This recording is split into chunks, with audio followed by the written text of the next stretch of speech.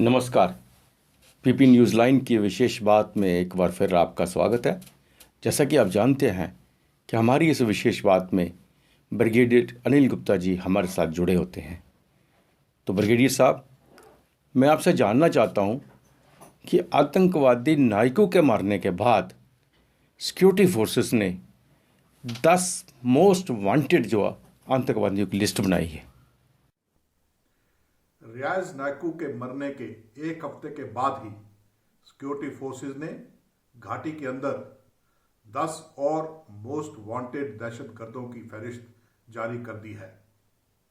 इस फहरिस्त में सबसे ऊपर नाम है हिजबुल के नए कमांडर सैफुल्लाह मीर का, जिसको उसके आकाओं ने नाम दिया है गाजी हैदर। अरे भाई, गाजी हो जा काजी, मौलवी हो जा हैदर, क्या फर्क पड़ता है? दहशतगर्द तो दहशतगर्द ही है। और ये लिस्ट जो सिक्योरिटी फोर्सेस ने बनाई है, इसमें एक साफ मैसेज है कि जिन्होंने देश के खिलाफ बंदूक उठाने का दुस्साहस किया है, उनको सरे अंजाम सिर्फ एक ही है, और वो है मौत। और जल्द ही इन सबको एक के बाद एक मौत की घाट उतार दिया जाएगा। साथ ही साथ ये घाटी के लोगों के लिए एक संदेश है कि अगर ये लोग आपको तंग करने की जरूरत करते हैं तो आप इनसे डरिए मत, बल्कि सिक्योरिटी फोर्स के पास आइए और इनकी खबर दीजिए, ताकि इनको इनका सरे अंजाम दिया जा सके।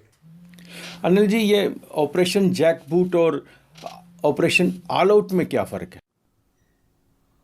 ऑपरेशन जैकबूट और ऑपरेशन ऑल आउट में फर्क यह है कि ऑपरेशन ऑल आउट सेना द्वारा चलाया गया एक ऑफेंसिव एंटी टेरर ऑपरेशन था, जिसका मकसद चुन चुन के ढूंढ ढूंढ के आतंकवादियों का खात्मा करना था, ताकि घाटी के अंदर आतंकवाद खत्म किया जा सके।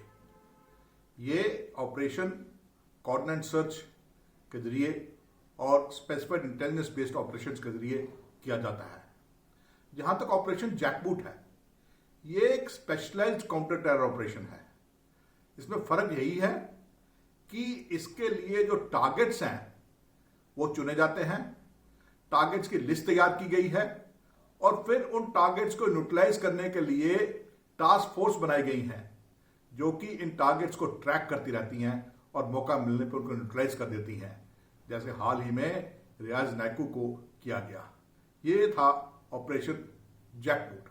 ऑपरेशन जैकबूट का मकसद था कि जो भी आतंकवादी जो कि बहुत ही ज्यादा पॉपुलर हो गए हैं और बहुत ही ज्यादा मजबूत हो गए हैं, उनकी एक लिस्ट तैयार करके उनको उनका पीछा करके उनको ट्रैक करके उनको खत्म किया जाए।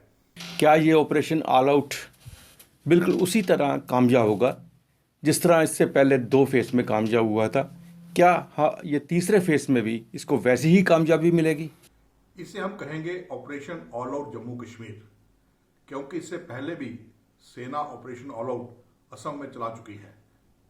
Operation all out Jammu Kashmir 2017 में बुरहान वानी के मारे जाने के बाद शुरू किया गया।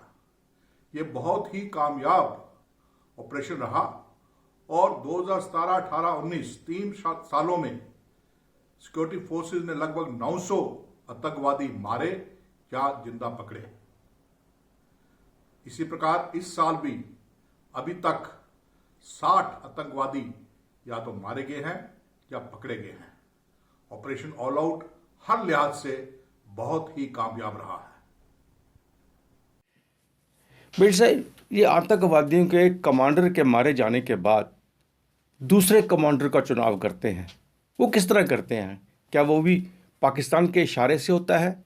क्या होता है इनका सिस्टम? आतंकी संगठन अपना कमांडर चुनते वक्त काफी एहतियात बरतते हैं। उनमें सबसे पहले चुने जाने वाले कैंडिडेट या दहशतगर्द की एक्सपीरियंस को देखा जाता है।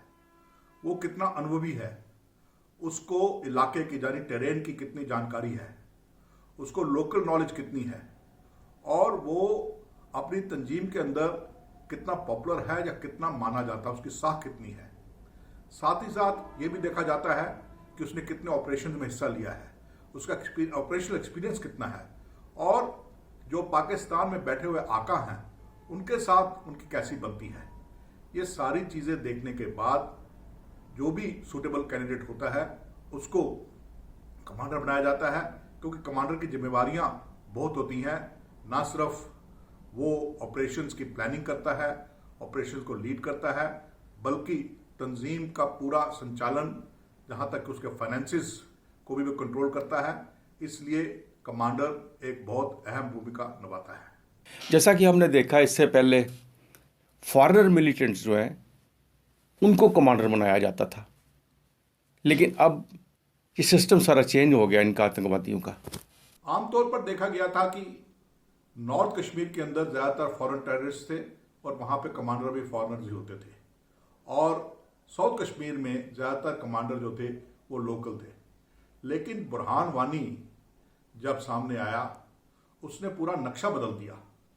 उसने कश्मीर के अंदर आतंकवाद को एक नया चेहरा दिया, जहां लोकल नौजवान जो हैं वो आइकॉन बनने लगे और सोशल मीडिया के जरिए अपने फोटोज डाल के बंदूकों के साथ और पूरे ड्रेस में लोगों के अंदर उन्होंने एक ऐसा माहौल पैदा किया कि लोकल टेररिस्ट की जो पहचान थी, उनकी जो साख थी, वो फॉरेन टेररिस्ट से भी ज्यादा हो गई। और इसीलिए लोकल टेररिस्ट काफी तादाद में आगे निकलने लगे। बुरहान वानी के जमाने में और उसके जमाने से ट्रेन किए हुए अब काफी लोकल्स भी हैं जो कि कमांडर बनाए गए थे, लेकिन धीरे धीरे सिक्योरिटी फोर्स ने उनको खत्म कर दिया है और अब फिर पाकिस्तान में बैठे हुए आका ज्यादा विश्वास फॉरेन टेररिस्ट के ऊपर कमांडर बनाने के लिए कर रहे हैं। ब्रिगेडियर साहब, पीपी न्यूज़ लाइव से जुड़ने के लिए आपका बहुत बहुत धन्यवाद। आज की विशेष बात बस इतनी ही। कल फिर हाजिर होंगे एक नई विशेष बात के साथ। तब तक आप देखते रहिए पीपी न्यूज़ लाइव। नमस्कार।